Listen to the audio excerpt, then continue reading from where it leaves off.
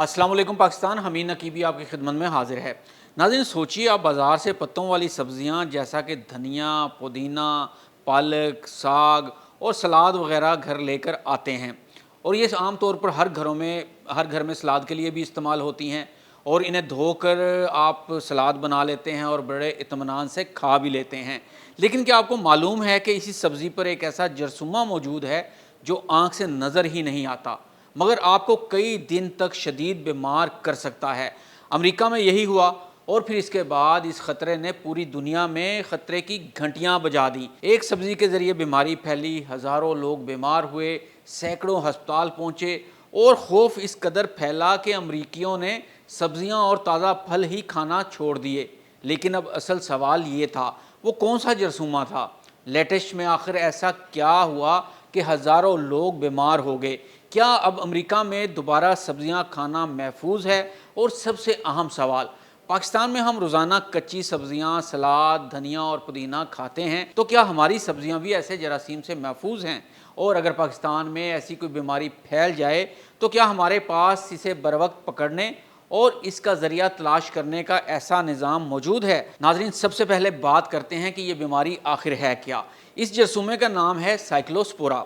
ये कोई आम वायरस नहीं बल्कि एक इंतहाई छोटा पैरासाइट है जो इंसान की आंतों को मुतासिर करता है। इसके बाद अमूमन पानी जैसे दस्त, पेट में मरोड़, मतली, भूख की कमी और शदीद कमज़ोरी हो सकती है।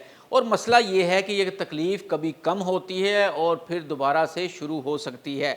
यानी इंसान समझता है कि पेट ख़राब था, ठीक हो गया, लेकिन कुछ दिन बाद बीमारी दोबारा लौट आती है। अमेरिका में क्या हुआ ये भी जान लेते हैं। 2026 के मौसम गर्मा में अमेरिका की कई रियासतों में साइक्लोस्पोरा के केसेस तेज़ी से सामने आने लगे। तहकीकात हुई तो उंगलियां जा पहुंची आइसबर्ग लेटिश की तरफ। ये लेटिश मैक्सिको में पैदा हुई थी और अमेरिकी मार्केट में सप्लाई की गई थी, जिसका नतीजा ये निकला कि 9400 से ज़्यादा अफराद बीमार हुए, तकरीबन 400 अफराद को अस्पताल दाखिल होना पड़ा और 2 अफराद जान से भी चले गए। ये अमेरिका में साइक्लोस्पोरा की सबसे बड़ी वबाओं में से एक बन गई। अब ज़रा सोचिए, एक ऐसी सब्ज़ी जिसे लोग सेहतमंद समझकर खा रहे थे, वही सब्ज़ी हज़ारों लोगों के लिए बीमारी का सबब बन गई।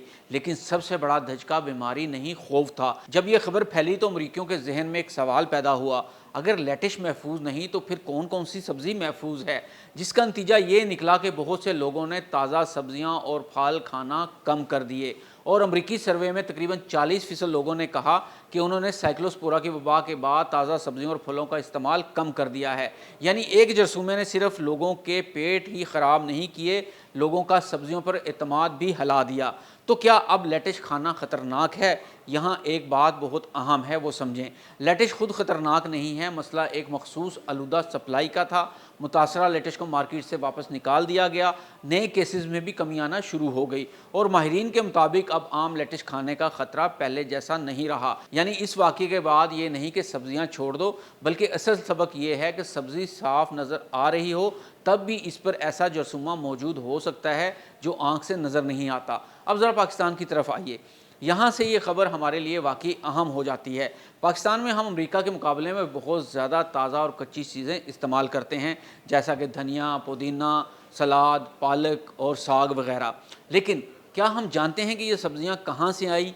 इन्हें किस पानी से उगाया गया? क्या इस पानी की जाँच हुई? सब्ज़ी फार्म से मंडी तक कैसे पहुँची? कितने हाथों से गुजरी? और क्या इस पूरी सप्लाई का रिकॉर्ड मौजूद है? यही वो जगह है जहां पाकिस्तान और अमेरिका के निज़ाम में बड़ा फ़र्क सामने आता है।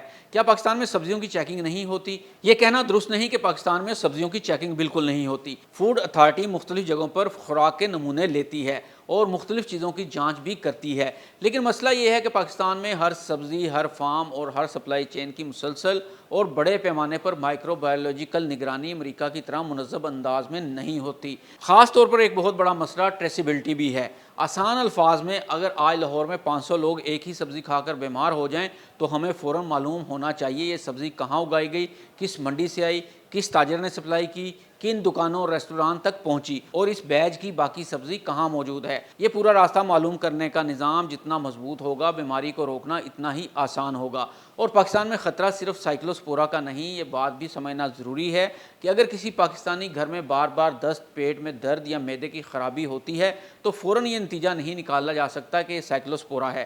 اس کی وجہ آلودہ پانی، بیکٹیریا، وائرس یا دوسرے پیراسائٹس بھی ہو سکتے ہیں۔ یعنی مسئلہ صرف ایک جرثومے کا نہیں، مسئلہ صاف پانی، صاف خوراک اور مضبوط فوڈ سیفٹی سسٹم کا ہے۔ تو کیا ہمیں پاکستان میں سبزیاں کھانا چھوڑ دینی چاہیے؟ ہرگز نہیں۔ سبزیاں صحت کے لیے ضروری ہیں۔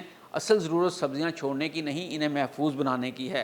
گھر میں سبزیوں کو صاف بہتے پانی سے اچھی طرح دھونا چاہیے، کچی سبزیوں کو گندے پانی سے نہیں دھونا چاہیے، اور اگر کسی مخصوص خوراک کے بارے میں حکومت کی طرف سے خطرے یا آلودگی کا الرٹ جاری ہو تو اسے استعمال نہیں کرنا چاہیے ہے۔ اصل سوال حکومت سے ہے۔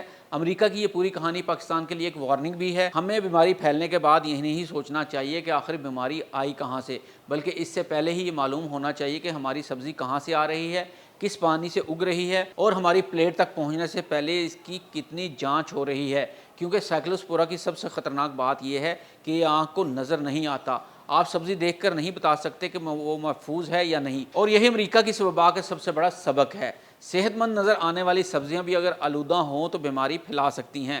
امریکیوں نے خوف کی وجہ سے سبزیاں کھانا کم کر دیں، لیکن پاکستان کے لیے بہتر راستہ یہ ہے کہ ہم سبزیاں چھوڑنے کی بجائے سبزیوں کی حفاظت کا نظام مضبوط کریں، کیونکہ سوال یہ نہیں کہ سبزیاں کھائیں یا نہ کھائیں، اصل سوال یہ ہے ہماری پلیٹ میں پہنچنے والی سبزی واقعی کتنی محفوظ ہے۔